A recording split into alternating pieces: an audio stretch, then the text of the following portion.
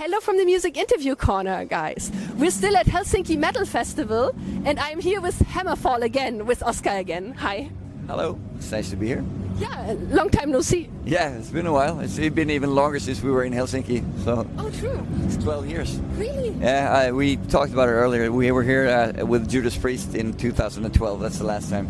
Really? So then it was about time. Yeah, well, you could say that, yes.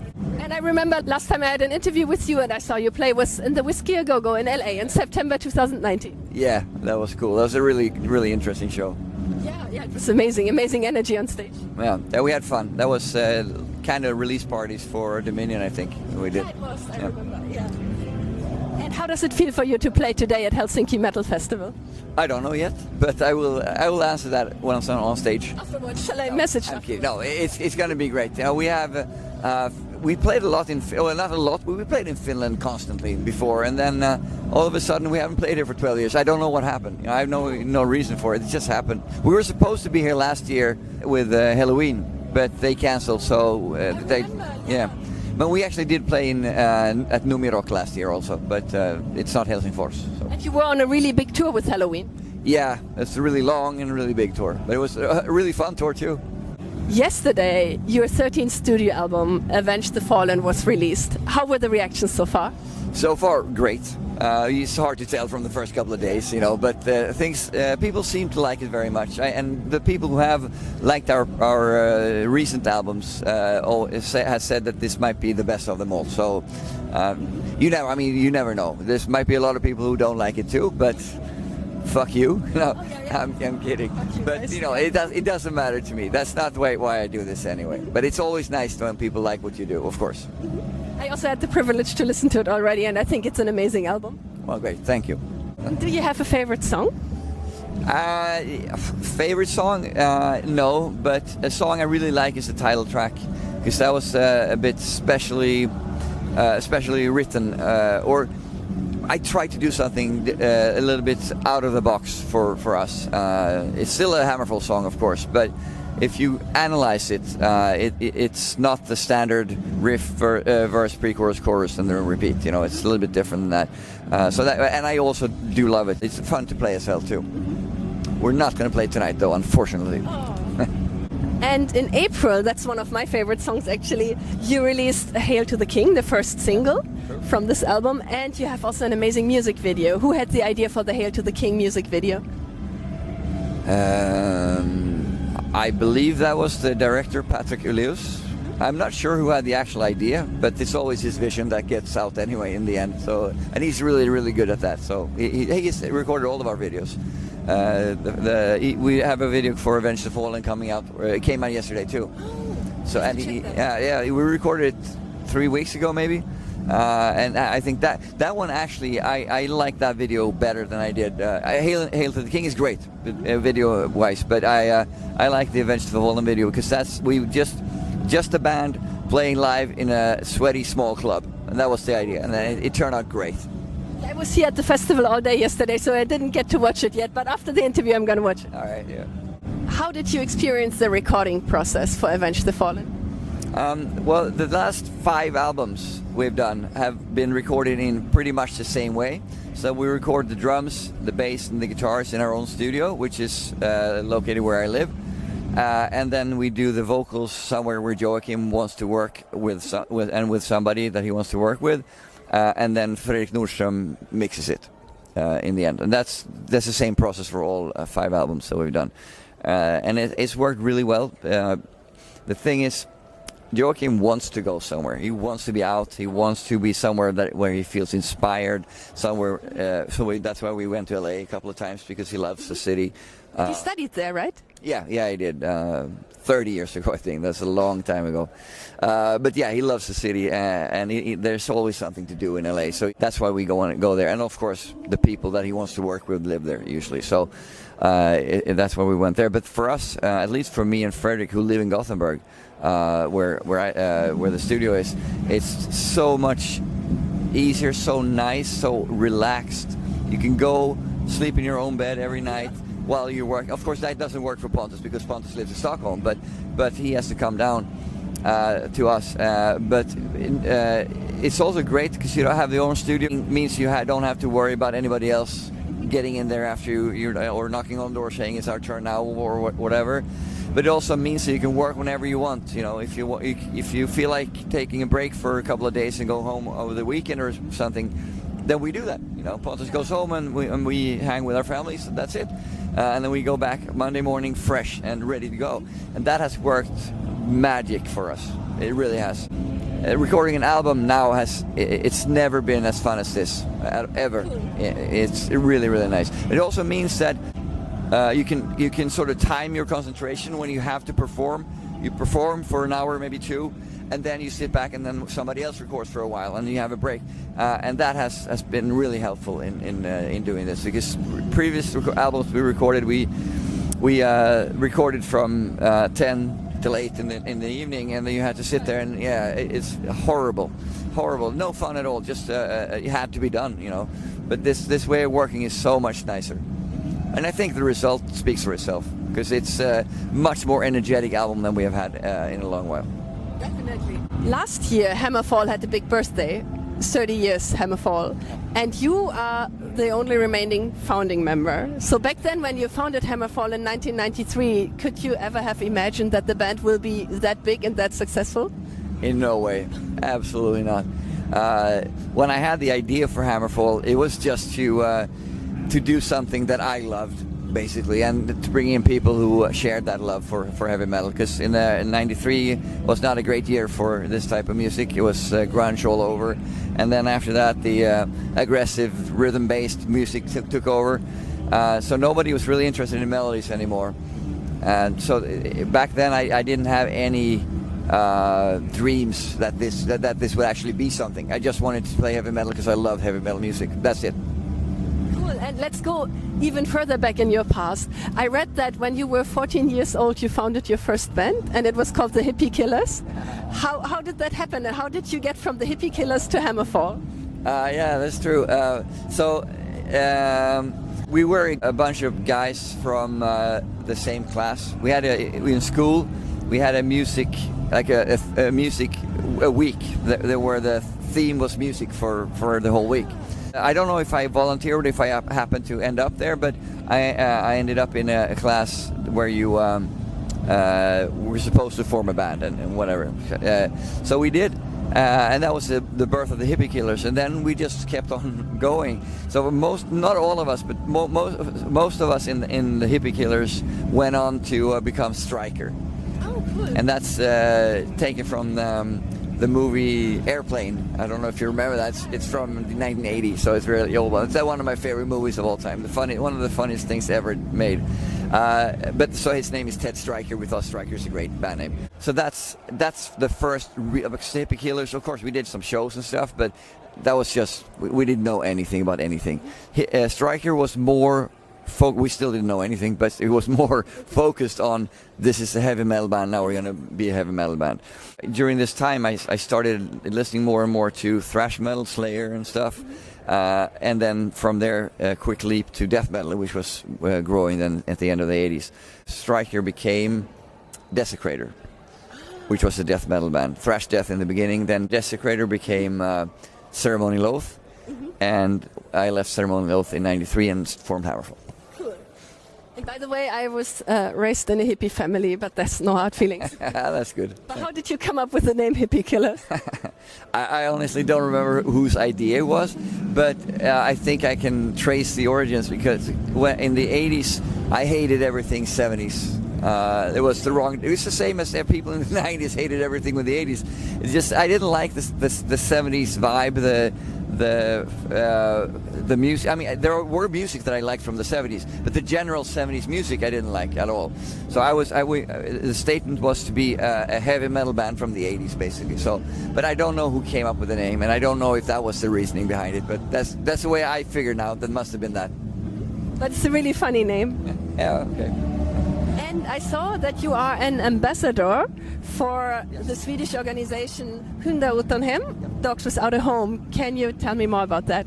Yeah, so that's something I'm really passionate about, helping out with the dogs. We've been Our family has been a foster home for dogs for about 6 years, and we have also adopted a couple of dogs from this organization. So we have 3 of our own, and now a 4th usually fostering.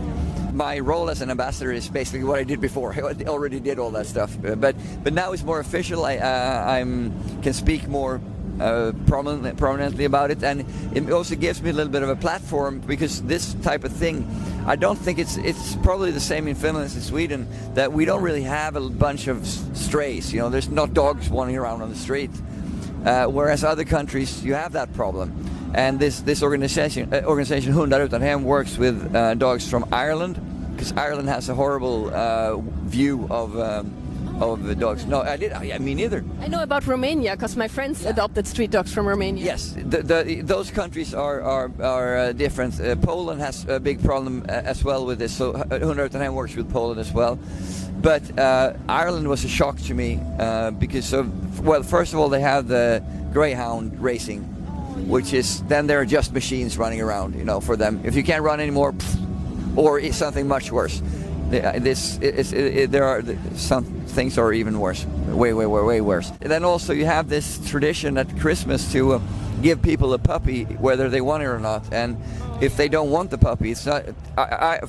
All the pounds and the shelters are overflowing after Christmas. So, yeah, because people don't want their dogs, but at least they give them to shelters. Some people just kick them out. You know, we have a husky mix called Freya. We found her. She was broken. You know, she was afraid of everybody, of humans. She was just lying in a shell in the corner for a long time, and it turns out she came from a puppy mill. You know, where the dogs are just breeding machines. They inseminate them, and they just lie in a small room. And once the puppies are born, they take them away from them. Yes, it is. And that's not legal. So, well, they can be legal, but they usually the conditions over there are so bad that if people find out, they shut them down. But they still exist, you know. So either she escaped or she was thrown out. We don't know. She wasn't that old. She was 3 years maybe or something. They of course, everything is a guess, you know. But she got into our family. Took a while, you know. She's still very skittish when she's out. We have a yard, so we let the dogs out all the time, and it's still hard for her to trust me coming up to her when she's free. When she's in her safe space on the bed, she has spaces. She needs to be here or there or there, that's her safe space. So she has a few of those in the house, and then she's not afraid of anything, you know. Then it's totally fine. And one thing is great. She's very food motivated. So it's very easy to get her to do stuff with food. So How long has she been with you now? 4 years, yeah, closing in on 4 years, yeah. And it's a totally different dog from the first day till now. She still has trust issues, but it's a completely different. Now she's living a life, you know. She didn't have a life before. So we saved her, so to speak, and that's why we do this shit, you know, to save as many as we can. Right now, we have a foster dog called Al Pacino. It's a weird name. Not a great name for a dog, I have to say. We call him Bally instead, just for whatever weird reason. We had him for 8 or 9 months now. And he comes from a pit bull fighting ring. So I'm not sure if he's old enough to maybe have been fighting, but when they found him, he had been used as pit bull bait. So they taught the dogs who were going to fight to bite, just to get the bloodlust and the feel of biting into flesh. So they basically hold him and let people bite him. So they had to amputate his right back leg. But you wouldn't know from meeting him. You know, he's the happiest dog I've ever met in my whole life. Still a bit afraid when people start shouting or things fall down, or, you know, how loud noises and stuff. But, oh man, he's such a great dog. Now we have him for so long that he might be able to stay. I don't know. I'm not going to say, because we'd rather he would be better in a home where people have 1 or maybe 2 dogs, one companion for him, and somebody who can actually give all their focus on him. But he also needs to be safe, and if he can't be safe anywhere else, he's going to be safe with us. Yeah, and I feel probably he knows that you saved him. I think so. You know, there are certain dogs. Freya can never escape her past. It's too deep within her. She can't get out of that. Whereas we have another greyhound, which also, she has never been beaten or anything, but she was neglected, and she the first 3 months when she came to us, that was the first rescue dog we adopted. The first 3 months she was lying on top of somebody all the time in the couch, head on. Just she wanted to feel loved, basically. Once she realized after a couple of months, okay, I'm not going anywhere, these people are not going anywhere, I'm gonna go sleep on the couch myself. And she's the happiest dog. That's actually the happiest, not the happiest dog, but she is the most excited dog. She just decided to close the door on her past. And I wish if people had that capability, even humans as well, we would be so much better off, just to close the door on the bad things and forget about whatever happened. Just look for the future, because that is where life is, And that would help so many people to be able to think like that. But it's really hard to do that, of course. No, that's so amazing that you're doing this. Almost makes me cry, because I work in an animal shelter with traumatized cats and help them to regain trust in humans. And it's so terrible what people do to animals, and they just deserve to be seen as living creatures and be loved. I say family members, because that's what they are. When we started doing this, I read online, because the reason we started doing this is because my dog, which I had since he was a puppy, died. And this was like my first son, basically my first kid, we were like this, and when he died, it took me a long time to get over that. I still have his paw prints here. What was his name? Leo. Leo. Yeah, I have this is an actual footprint of his that my girlfriend gave me for her birthday, I think, or something, and I have that on my guitar picks as well. So How long did you have him? 11 years. Well, no, he turned 11, so I had him for 10, a little bit more. Yeah, so that's when we started doing this, because we thought having another dog right now is impossible. But we also had we had 2 dogs when Leo died. So the small one also came from bad conditions. He still has to this day. He's 13 and a half years old, and he has serious abandonment issues. You can leave him, but if you leave him more than twice or 3 times in a row in a short span, he's gonna not like it at all. So he's 13 and a half years old. One eye, because we had to amputate one eye because the lens popped out. But he still rules all the other dogs in the house. Oh, he's the leader of the pack? Yes, he was born to do that shit. He's a great dog. It's also very difficult because he is the way he is. He needs to be top of the food chain of the dogs, not for me. I mean, I have humans, of course, above that, but for him, he needs to be in control of the other dogs, and that's why we can't take in any foster dog. It has to be somebody who doesn't fight back, basically, because he's a small Chihuahua and a Jack Russell Terrier mix. And they both have strong characters. I know Chihuahuas and Jack Russell. That must be an amazing mix, like a very temperamental, strong-willed dog, I guess. 100%, very temperamental and strong-willed, but also if there's something wrong with us, let's say, because if he feels bad or something, he had some tooth problems for a while, so he had to pull all of his teeth out. But we didn't know at first. He was just lying there, and then you had to feel so sorry for him. He was lying there shaking like a Chihuahua, basically. But then once he's out on a walk or he sees another dog walk past our fence, tail comes up and he's like this. What the fuck are you doing here? So it's still the same. He's still the same, even though it takes him a little bit longer. He sleeps a lot more. He still has that fighting spirit in him, and I think that's why he survived all this for such a long time. And we had him since 2011, so he's been with us for a long time. We will put a link to the organization here so they can donate. Please donate if you can, because this is something I do karaoke sometimes on Saturdays or Fridays on my Instagram account, and make a fundraiser for Hundar Utan or Husky Rescue Ireland, which is where Freya came from to us. And so if you can, please donate, because it means a lot. Even the smallest amount means something to the dogs, because that means that if they get just a little bit of money, they can afford to have a dog at the shelter maybe one more month before they have to, because in Ireland they have you kill shelters? Yes, exactly. So if they can find a shelter, they can take the animal for a month longer, then they can bring it back to Sweden, because that's what they do. They have cars driving back and forth to Sweden. A lot of people working with finding homes, foster homes or forever homes to them, and every little cent helps. Every little krona or whatever country you're in, whatever your currency is, every little thing helps. So please, if you can, spare something. The dogs will love you for it, and I will too. Yes, guys, support Oscar's wonderful work and the wonderful work of Hundar, Utan, and also listen to Hammerfall's new album, of course. And thank you so much for the interview, Oscar. Always. Thank you very much.